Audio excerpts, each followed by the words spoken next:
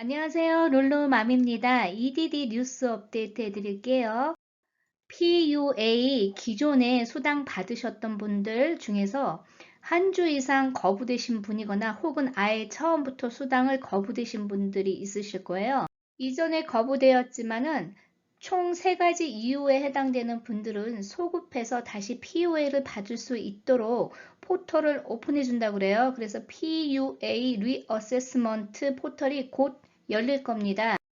그래서 만약에 PUA 기존에 신청했다가 거부되신 분들은 이 안내를 받으시기 때문에 혹여라도 PUA 중간에 받다가 문제가 있어서 거부되셔갖고 더 이상 못 받으신 분들은요, 이 안내 오는지 인박스 혹은 그 이메일로 올 수도 있거든요. 꼭 확인해 보시고 로그인해서 메인 화면도 확인을 해 보세요. PUA로 수당을 받으셨던 분들 계속 고용증빙 서류 업로드 하라고 안내가 오죠. 그래서 제가 어떠어떠한 서류들이 있는지 자세히 시뮬레이션을 했었어요. 그래서 뉴스 업데이트 내용에도요, 이 내용이 간단하게 있어서 제가 다시 한번 리뷰해 드릴게요.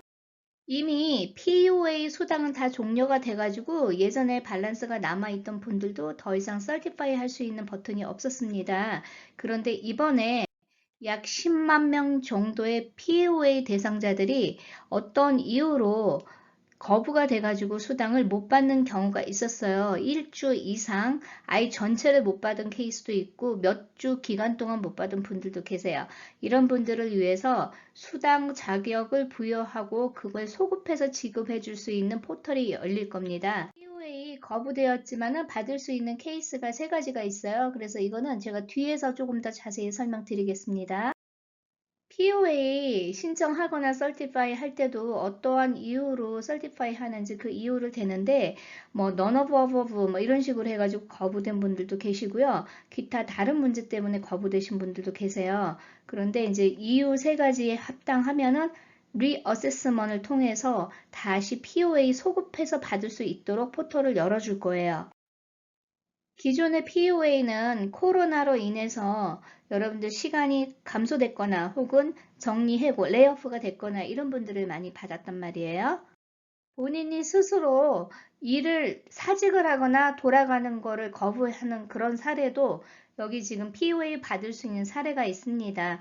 예를 들어서 회사가 방역 수칙을 어기는 경우에요. 마스크를 제대로 쓰지 않거나 뭐 거리두기를 제대로 지켜지지 않거나 이런 그런 헬스 가이드라인에 위배되는 행위를 했을 때 이거를 서술하시면 되는 거고요.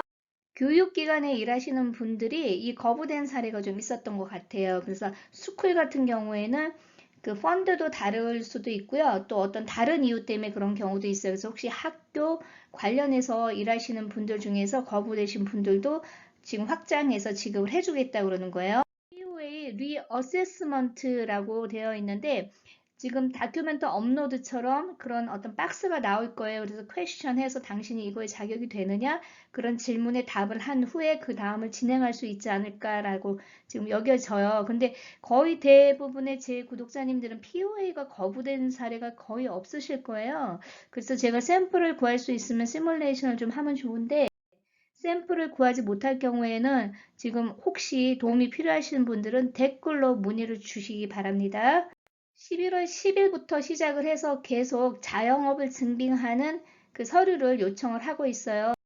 아직까지도 요청 서류가 안 오신 분들도 있고 오신 분들도 있는데 지금 상황을 봤을 때 원래 이 내용상으로는 POA를 받은 분들이 요청이 된다라고 그랬는데 실제로 UI, PEUC로 받은 줄 알고 계신 분들인데도 이 서류가 요청되는 경우가 있어요.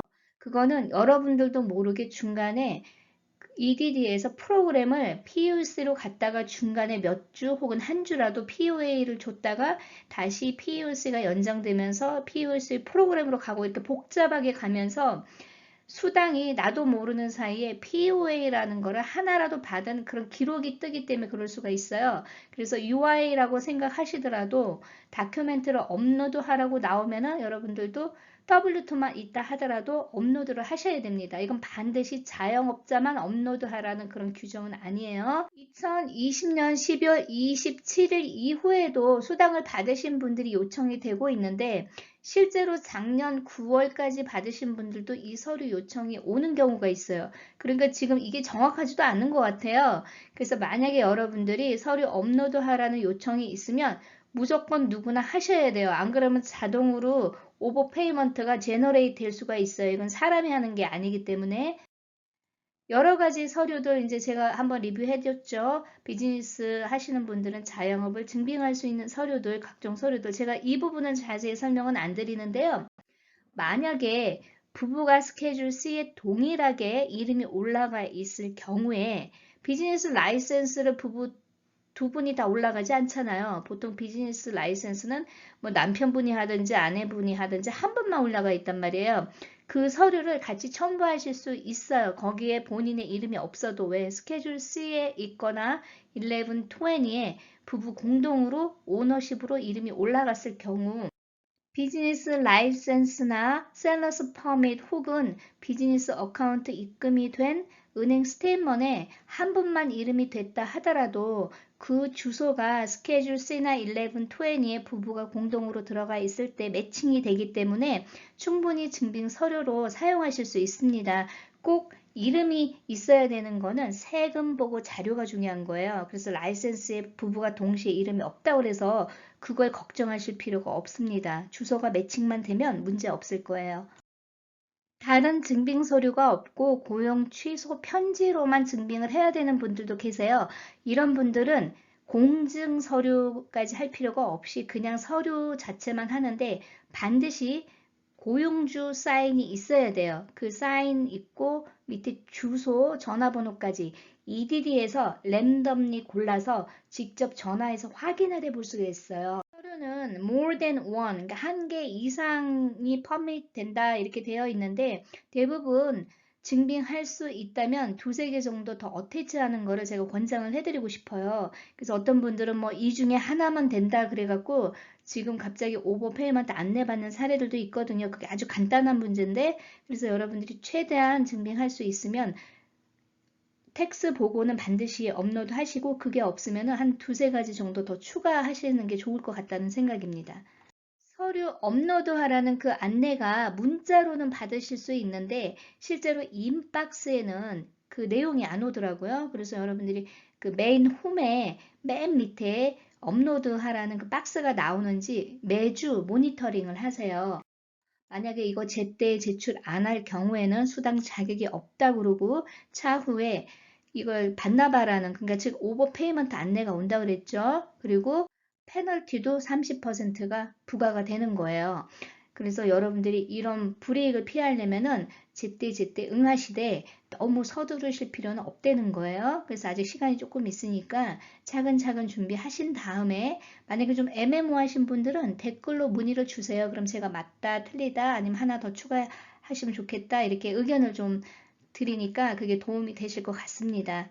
궁금하신 질문 있으시면 댓글로 문의 주시면 제가 그 댓글들 모아서 Q&A로 묶어서 답을 한번 드려볼게요.